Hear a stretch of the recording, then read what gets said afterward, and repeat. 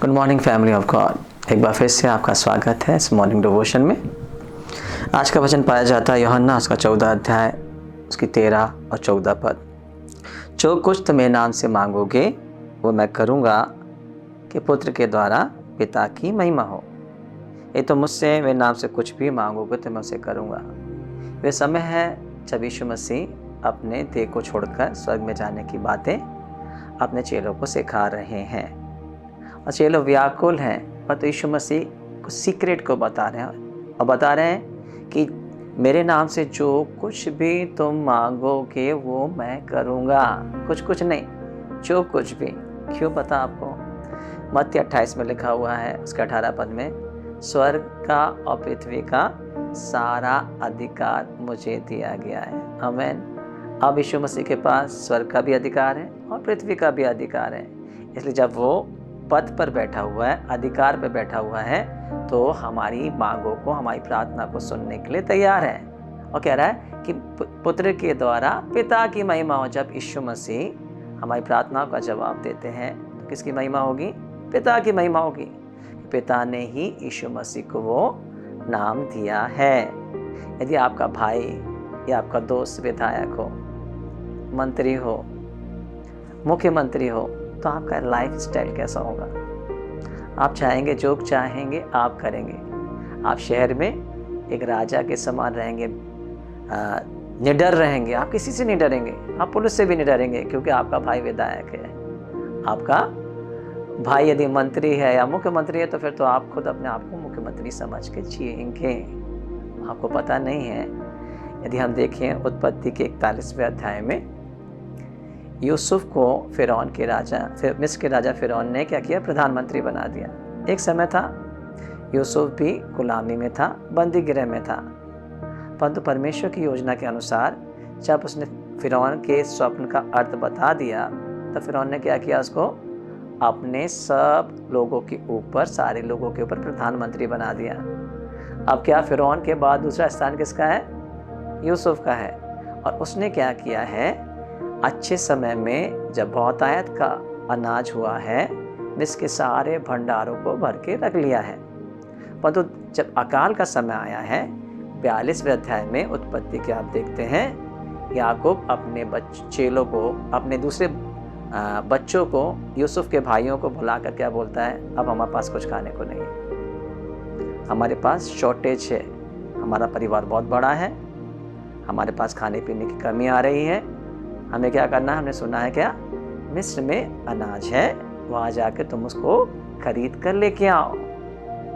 आप देख सकते हैं यूसुफ उसका भाई है और भाई के पास सब कुछ बहुत आयत से है, पर उनके भाई लोग यहाँ कनान देश में भूखे मर रहे हैं। उनके पास कुछ भी नहीं है क्योंकि अपने भाई से दूर हैं। पर जब वे भाई के पास पहुँच भी जाते हैं, उस जगह पे पहुँच जाते हैं, प्रधानमंत्री के पास पहुंच जाते हैं, वे कीमत चुका करके कुछ प्राप्त करना चाहते हैं। वो चाहते हैं कि खरीद लिया जाए, अन्न को खरीद लिया जाए, जीवन को खरीद लिया जाए।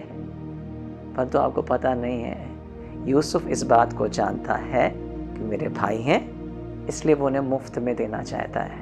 कितने बार हम विश्वासी लोग ऐसे ही जीवन जीते हैं। आपको पता नहीं है, यीशु मसीह को स्वर्ग का, पृथ्वी का सारा अधिकार दिया गया। वो मुख्यमंत्री नहीं है, प्रधानमंत्री नहीं है, इस पृथ्वी का नहीं, स्वर्ग का भी और पृथ्वी दोनों का अधिकारी है। वो पद पर बैठा हुआ है। आपका क्या रिलेशन उसका? आपका मेरा क्या रिलेशन है? यदि आप पढ़ना चाहते हैं मेरे साथ निकाल सकते हैं इब्रानियों उसका 2 अध्याय उसकी 10 और 11 पद। कि जिसके लिए सब कुछ है और जिसके द्वारा सब कुछ है, उसे यह अच्छा लगा जब वे बहुत से पुत्रों को महिमा में पहुंचाए तो उनके उद्धार के कर्ता को दुख उठाने के द्वारा सिद्ध करे कि पवित्र करने वाला और जो पवित्र किए जाते हैं सब एक ही मूल से हैं। इस कारण वह उन्हें भाई कहने से नहीं लजाता। जो पवित्र करता है यीशु मसीह, और जो पवित्र करने वाले हैं, पवित्र किए जाते हैं, हम एक ही मूल से, मतलब एक ही जगह से निकले हैं। हम सबके अंदर एक ही डीएनए है। हम सब परमेश्वर के आत्मा के द्वारा जन्मे हैं। यही बात को कह रहा है कि वो यीशु मसीह जिसके पास स्वर्ग का पृथ्वी का सारा अधिकार है, वो हमारा भाई है, क्योंकि यूहन्ना 1:12 में लिखा है, जितनों ने उस पर विश्वास किया है उसने उन्हें परमेश्वर की संतान होने का अधिकार दिया। यीशु मसीह परमेश्वर की संतान है, हम भी परमेश्वर की संतान हैं। वो तो हमारा बड़ा भाई अभी कहाँ पर है, जिसके पास स्वर्ग का भी अधिकार है, पृथ्वी का भी अधिकार है। हम क्यों ऐसा जीवन व्यतीत कर रहे हैं जैसे हमारे पास कुछ भी नहीं है? एक भिखारी के समान, एक कमजोर के समान, एक लाचार के समान हम खरीदना चाहते हैं। जैसे संसार के लोग जीते हैं, जाति लोग, हम वैसे ही जीना चाहते हैं। हम परमेश्वर के पास तो जाते हैं, यीशु मसीह के नाम से तो जाते हैं, पर हम सोचते हैं हम कुछ अर्न कर लें, कुछ खर्च कर लें, हमारी प्रार्थनाओं के द्वारा, हमारे दान के द्वारा, हमारे परफॉर्मेंस के द्वारा हम उसको खुश करेंगे तो हमें कुछ आशीष देगा। ऐसा नहीं है। आपका भाई यीशु मसीह वहाँ पर अधिकारी इसलिए बना हुआ है कि आपको लाभ पहुँचाए, आपकी प्रार्थनाओं को जवाब दे, आपकी सारी आवश्यकताओं को, वो शारीरिक हो, चाहे आत्मिक हो, चाहे किसी मानसिक हो, सारी आवश्यकताओं को पूरा करें। क्या यीशु मसीह के पास किसी भी बात की कमी है? जब वो पृथ्वी पर भी था, शरीर में था, तब उसने अपने चेलों को जो उसके पीछे चलते थे सारी आवश्यकताओं को पूरा किया।